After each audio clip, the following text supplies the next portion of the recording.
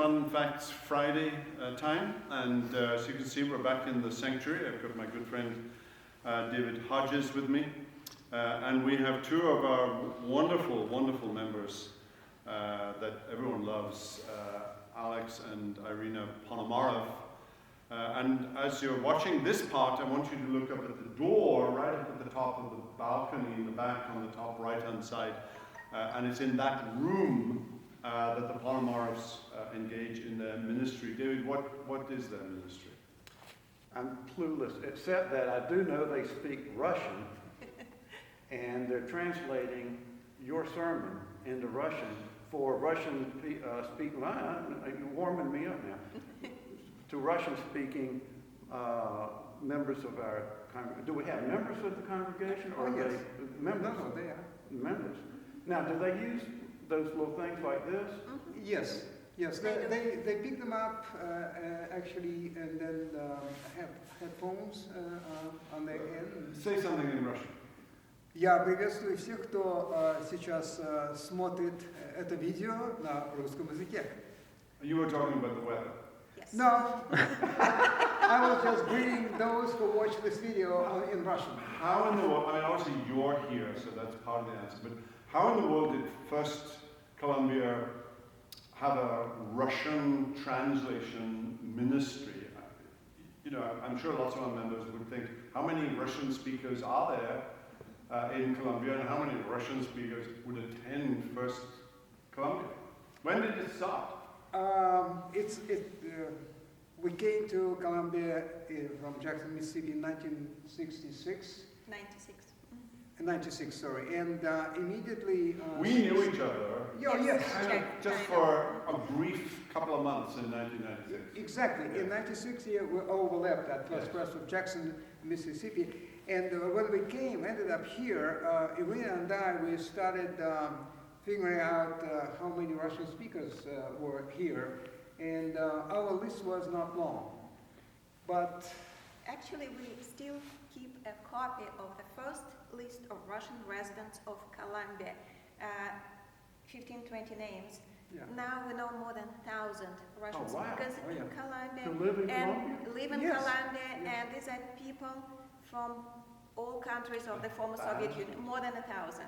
I have a list of more than 1,000 people. Where were the two of you born? St. Petersburg, Russia, or former Leningrad. I've been there. Yep. I've been in the museum. Yeah, oh, Hermitage. Hermitage. The Hermitage. I've been there 2 days in succession. Saw 13 or 14 Rembrandt Oh, paintings. Of course, you remember the incidents. You'll remember the incident back 20 years ago when somebody threw paint or acid or something over one of the paintings and it had to be restored. Yeah. Now, when you go there, there's like plastic or something, and it's Glass. horrible. But anyway, I've been there. Beautiful city. oh yeah. Full of history. Oh yeah. How many yeah. Russian speakers do we have attend on a back before COVID? Oh, before COVID. We had actually even a Sunday school class designed for Russian speakers. And I used to translate at the Sunday school class, and we had like 20 people.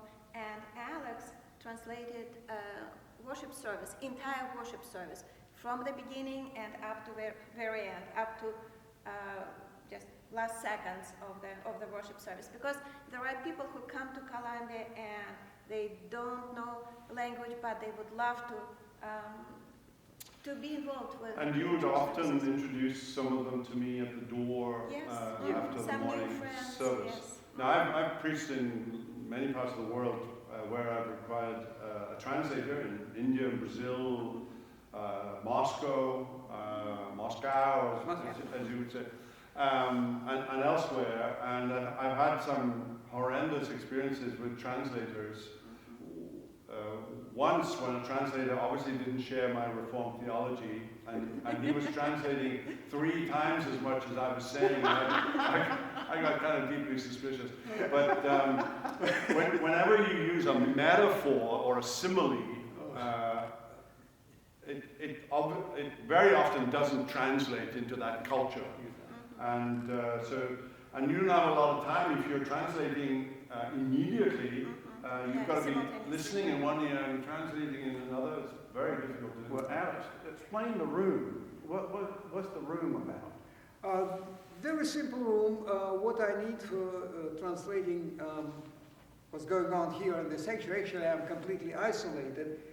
Even the door is locked, and I need only to see the monitor and then to hear what's going on.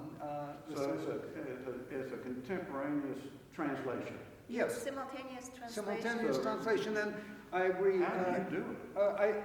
It's stressful. It takes- I tell you, it's really stressful. No time to think. Yeah. And especially preachers like me speak very quickly. Actually, you're a blessing, good translator.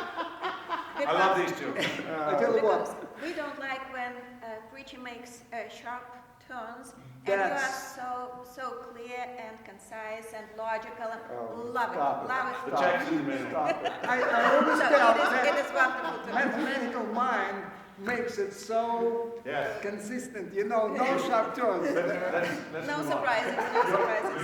Your ministry is called MOST, M-O-S-T. What's that stand for? Ministry of Outreach to Slavic Tribes. And by Slavic, we mean Russian-speaking people from wherever they are. And the Thursday morning Bible study that Ken Wingate teaches, and that you and I are often there, collect, because they're dependent for their ministry on giving. And if you want to support this extraordinary ministry, there are 1,000 Russian speakers here in Colombia. No idea. Please think about giving something to MOST, M-O-S-T, and you can do that either directly or you can do that through the church, I'm sure. Good idea. And we're And we have quits. all kinds of projects Yes. in Ukraine. We travel there all the time, Yes. and we work with orphanages, nursing homes, Medical- medical centers. in and normal whatnot. season, you would just have We would come be back traveling, from yeah. St. Petersburg Exactly. and the Russian From Christmas, which is Ukraine, January from Ukraine. 6th. Yeah, 7th. 7th. But the eve is the 6th. Anyway. So, Alex and Irina Ponomarev, members here now for 25 years or more, and their ministry, MOST, as it's called, takes place in that little room on a Sunday morning. Yes. David, is that Which it? is the That's it? coldest place in winter and the hottest place in summer. No air conditioning. And Wilson, actually, we need to fix that. and he's the closest to heaven in the sanctuary. The closest man Thank to you heaven. Being for your so- ministry. Thank you so. It's missionary work here at home that's reaching the world. Thank you. Thank you. Thank you for praying. We'll see you next week. We hope you've enjoyed this video.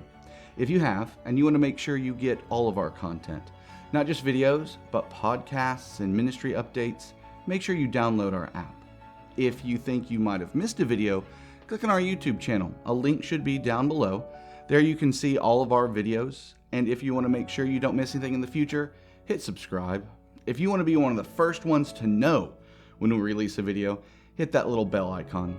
And if this video has blessed you, and you can think of someone else that it might help, use that share icon and send it to them. All, of course, for the edification of God's people and the glory of His name. Until next time, God bless.